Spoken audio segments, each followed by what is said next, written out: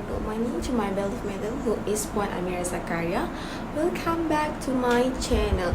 Ding, ding, ding. So for today, I would like to share to you about my case, which is the biggest radioactive pollution tragedy in Bukit Merah. So what's happened at there? I know you want to learn more about that. Let's go. Before that, I would like to introduce myself first. My name is Juri Liana Jobinti Mansur. I'm from the PH18 and my number page is 3204-122-11016. So without wasting our time, let's go! We frequently recognize Bukit Merah as a family-friendly resort, but about 40 years ago, the Bukit Merah neighborhood in Kinta District, Perak, became well known for the awful effects of radioactive pollution. Radioactive materials are managed in this region of Asia. This management effort has a number of issues, consequences, and implications that have prompted government interventions. There was a number of issues, repercussions, and even impact from this management about 40 years ago, which prompted government involvement. Asian Red Earth Sedang Berhad affirmed that extract yttrium and monazite minerals was founded in 1979 and began operation in 1982. Thorium and uranium are two more active components found in monazite. The processing waste is kept since nuclear energy is made from it. Additionally, a 9A lane near the Perak was selected as the location from the factory, but several parties, mainly the locals, object because of the shift in location since the facility started running. Residents of the nearby hamlet have been complaining about the smoke and fallouts coming from the ARE factory. The locals feel that their lives are greatly affected as a result of this. Okay, for this case, the type of occupational hazard, which is chemical hazard. What means chemical hazard? Chemical hazard is an accident and injury from chemical exposure can happen in many different workplace settings.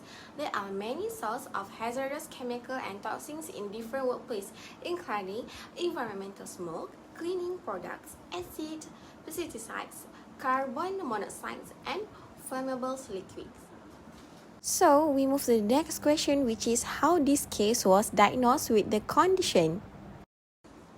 Since the facility started running, residents of the nearby hamlet have been complaining about smoke and fallouts coming from the ARE factory.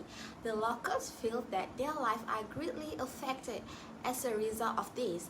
Air pollution from this plant causes residents' eyes to hurt and makes it difficult for them to breathe.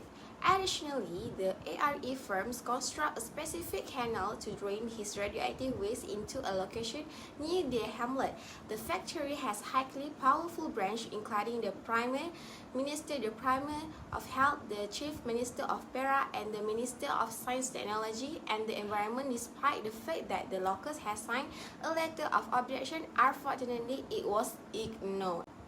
Following a series of peaceful protests by the local demanding that the government step in to address the issues that they were having because of the government's own actions, foreign visitors are requested to provide evidence that the public would be seriously endangered by the inaugurations of the ARE factory.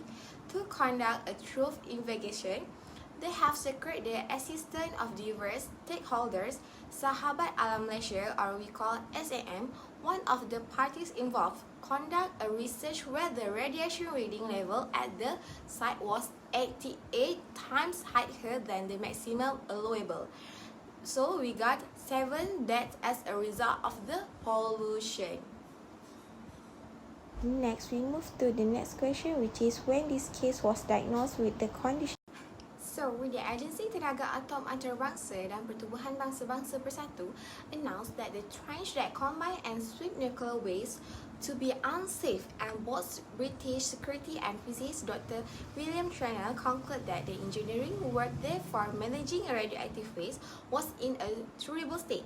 The site is not appropriate to be an ARE plant-based product, according to a number of industry experts from a number of significant countries around the world. For the symptoms that we got, which is after 2 days later, there was a case of leukemia, the death of the baby, disease from the birth, and case of the lead poisoning are also reported to be increasing.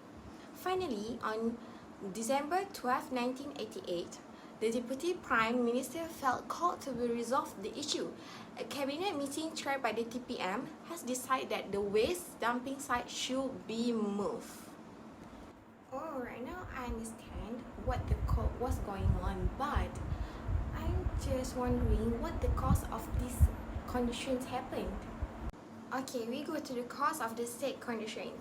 Okay, it is all about illegal disposal of radioactive waste to nearby town. This make foreign physicists are requested to provide evidence that the public will be seriously endangered by the inaugurations of ARE factory. To conduct a truth investigation, they have secured the assistance of diverse stakeholders.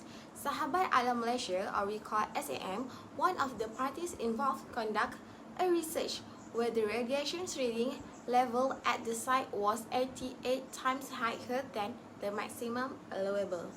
So the conclusion about the case, as a result, the greatest radioactive cleanup site in ASEAN history is the rarest material processing plant in Bukit Merah. It turned out to be an extremely important lesson in the management of radioactive materials, not just in our nations but also around the world. Rare earth processing is not impossible, but in order to prevent a repeat of the incident, the responsible party must follow the guidelines established by the authorities.